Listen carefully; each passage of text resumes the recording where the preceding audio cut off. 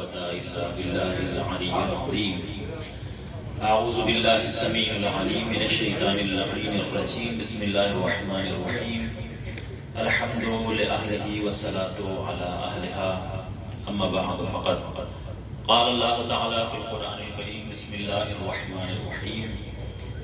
في بيوت أذن الله أن ترفع ويذكر فيها اسمه يسبح له فيها بالغدو والآصال. صلوات الله محمد وآل محمد. اللهم صل على محمد وآل محمد. طلاب ذوی الاحترام و علماء کرام، عنوان گفتگو ہے تعارف جناب شریفہ بنت امام حسن مجتبیٰ علیہ السلام۔ اسی سلسلے میں کچھ معروضات تذکراً آپ حضرات کی پاکیزہ سماعتوں کے حوالے کرنے ہیں۔ اس آیت کریمہ میں ایک لفظ ہے بیوت، بعنوان خاص اگر اس کو دیکھا جائے تو علماء اہل تسنن نے اپنی تفاسیر میں ذکر کیا ہے کہ یہاں پر بیوت سے مراد انبیاء علیہ السلام کے گھر۔ بعض علماء اہل تسنن نے اور علماء تشیع نے یہاں پر ذکر کیا ہے کہ یہاں پر انبیاء علیہ السلام کے گھروں کے ساتھ ساتھ میں ایک گھر اور مراد ہے جو خانہ جناب زہرا صلوات اللہ علیہ ہے۔ جیسا کہ آیت اللہ سید کاظم قزوینی نے نقل فرمایا ہے کہ ایک دن نبی کریم صلی اللہ علیہ وآلہ وسلم نے اصحاب کے درمیان میں اس آیت کریمہ کی تلاوت فرمائی تو اصحاب کے مجمع سے خلیفہ اول کھڑے ہوئے اور کھڑے ہونے کے بعد کہتا ہے یا رسول اللہ، اشارہ کیا بی بی زہرا صلوات اللہ علیہ کے گھر کی طرف، اشارہ کرنے کے بعد کہتا ہے یا رسول اللہ، کیا خانہ بطول بھی انہی گھروں میں سے ہے کہ جن کے بارے میں آیت کریمہ نازل ہوئی ہے؟ تو نبی کریم صلی اللہ علیہ وآلہ وسلم مسکرائے اور فرمایا نعم، ہاں یہ گھر بھی انہی گھروں میں سے بلکہ ان تمام گھروں میں افضل ترین گھر ہے۔ تو اگر بعنوان خاص دیکھیں تو اس آیت میں لفظ بیوت سے یہ دو تفسیر ہمارے سامنے ہیں۔ اگر بعنوان عام دیکھیں، یہاں جہاں پہ اس وقت ہم موجود ہیں، روضہ جناب شریفہ بنت امام حسن مجتبیٰ علیہ السلام، بعنوان عام فی بیوت اذن اللہ ان ترفع، ان گھروں کے بارے میں پروردگار نے یہ حکم دیا ہے کہ ان کو بلند کیا جائے۔ کون سے گھر؟ یذکر فیہا اسمہ، کہ جس میں پروردگار کا ذکر ہوتا ہے، یسبح لہ فیہا، اور ان گھروں میں اس کی تسبیح و تہلیل ہوتی ہے، بالغدو والآصال، صبح و مساء۔ بعنوان عام اگر دیکھا جائے تو یہ گھر بھی انہی گھروں میں سے شامل ہوگا، یعنی بعنوان عام ہر وہ مکان جو مخصوص ہو عبادت کے لیے، وہ بھی ان گھروں میں سے ہے کہ جہاں پر تسبیح پروردگار ہوتی ہے۔ اس جہت سے بھی یہ مکان مکان مکرم ہے، مکان مقام مقدس ہے۔ میں علماء کرام کو جو یہاں تک لے کے آیا ہوں، یہ جو میں نے تمہیداً آپ کا تھوڑا سا وقت لیا ہے، اس کی ضرورت ہے، اس کی ایک وجہ ہے۔ وجہ یہ ہے کہ اس مکان کے بارے میں اختلاف ہے، مختلف اقوال ہیں۔ یہاں پر توجہ کیجئے گا حضرات۔ اختلاف کیا ہے؟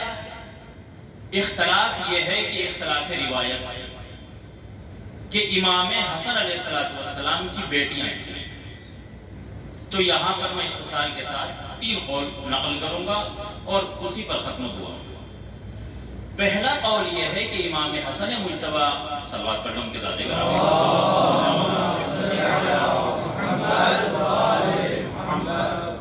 امام حسن علیہ السلام کے 5 بیٹیاں ہیں۔ دوسرا قول یہ ہے کہ امام کے 6 بیٹیاں ہیں، اور تیسرا قول جس کے قائل ہیں شیخ مفید علیہ الرحمہ، انہوں نے نقل کیا ہے کہ امام حسن علیہ السلام کے 7 بیٹیاں ہیں۔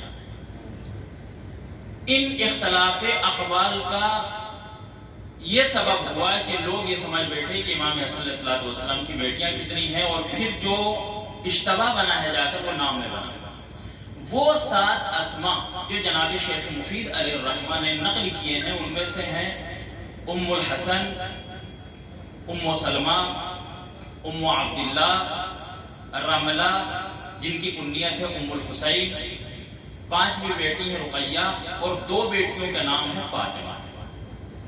ان 7 اسماء میں کوئی ایک اسم بھی شریفہ بنت امام حسن نہیں ہے۔ یہاں اختلاف بنا کہ یہ پھر روزہ کس کا ہے، تو یہاں پر ہمارے علماء نے اس روایت کی وضاحت کرتے ہوئے کہا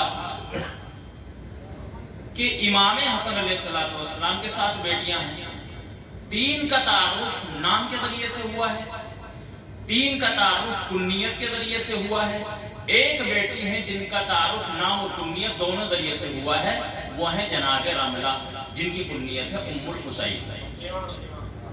جو 3 اسماء ہیں یعنی رقیہ اور 2 بیٹیاں فاطمہ، کلیئر ہے، یعنی 4 کلیئر ہو گیا مسئلہ، رہا 3۔ تو سوال یہ ہے کہ وہ لوگ، وہ متعصب کہ جو انکار کر رہے ہیں کہ یہاں پر شریفہ بنت امام حسن کا روزہ نہیں ہے، ان کو چاہیے کہ وہ نام تلاش کریں ان 3 بیٹیوں کے کہ جن کی کنیت ام الحسن ہے، ام سلمہ ہے اور ام عبداللہ ہے۔ تو ہمارے علماء کہتے ہیں کہ انہی تینوں بیٹیوں میں سے، بھئی نجف اشرف میں آپ سب رہتے ہیں، زہرا بنت امام حسن کا روزہ ہے یا نہیں ہے؟ علماء بھی وہاں زیارت کرتے ہیں۔ پھر بنات الحسن تھوڑا سا اور آگے آ جائیے، وہاں پر 2 بیٹیوں کی قبریں ہیں۔ تو اس کا مطلب یہ ہے کہ امام حسن علیہ السلام کی پہلی بات تو یہ تشخیص نہیں ہو سکتی کہ کہاں کہاں بیٹیاں دفن ہیں، لہٰذا انکار نہیں کیا جا سکتا۔ انہی علماء میں سے کہ جنہوں نے اس روایت کی وضاحت کی ہے، ایک نام ہے محقق کبیر سید محمد علی الخلو علیہ الرحمہ۔ انہوں نے کہا ہے کہ یہ جو روزہ ہے شریفہ بنت امام حسن مجتبی علیہ السلام کا، یہ وہ بیٹی ہیں جو کربلا کے واقعے میں شامل تھی اور اسیروں کے قافلے میں اسیر ہو کر کربلا سے کوفہ آئیں، اور کوفہ سے جب یہ چلی ہے شام کی طرف، اس مقام پر پہنچ کر آپ بیمار ہو گئیں، بیمار ہوئی تو یہاں پر آپ کا انتقال ہوا اور یہیں پر آپ کو دفن کر دیا۔ بات تمام ہو گئی، پروردگار آپ سب کو سلامت رکھے۔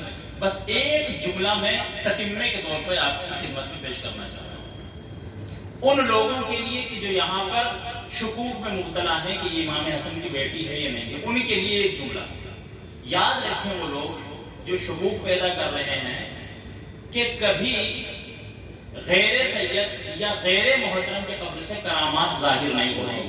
واہ واہ سبحان اللہ۔ ساری دلیلیں ہماری ایک طرف، یہ دلیل سب سے بڑی دلیل ہے کہ کبھی جھوٹی قبروں سے کرامات ظاہر نہیں ہوا کرتی۔ واہ کرامات کا ظاہر ہونا، مسلسل معجزات کا یہاں سے ظاہر ہونا، اس بات کی زندہ دلیل ہے کہ یہ شریفہ بنت امام حسن علیہ السلام کا روزہ ہے۔ اللہم صلی علی محمد وآل محمد۔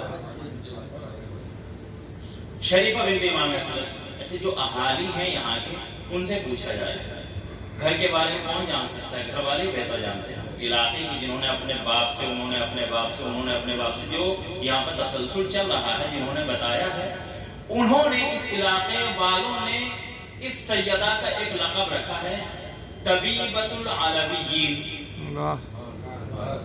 ان کا پورا عقیدہ ہے کہ جس مریض کو ہر جگہ سے جواب مل جائے، اس مریض کو جب یہاں پر لا کر ان کا واسطہ دے کر دعا کی جاتی ہے تو پروردگار اس سید زادی کے تصدق میں اس کو شفا عطا کر دیتا ہے۔ واہ سبحان اللہ۔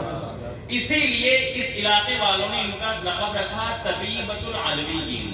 اچھا ایک بات تو صرف یہ ہے کہ مریضوں کو یہاں پر شفا ملتی ہے، اور اب تو اتنا ابرز ہو چکا ہے ان کا روزہ سوشل میڈیا کی وجہ سے کہ شادی کے حوالے سے یہاں پر جب دعا کی جاتی ہے تو رشتے ہو جاتے ہیں، جن کے اولاد نہ ہو رہی ہو اولاد کے لیے دعا کی جائے تو یہاں پر اولاد عطا ہو جاتی ہے۔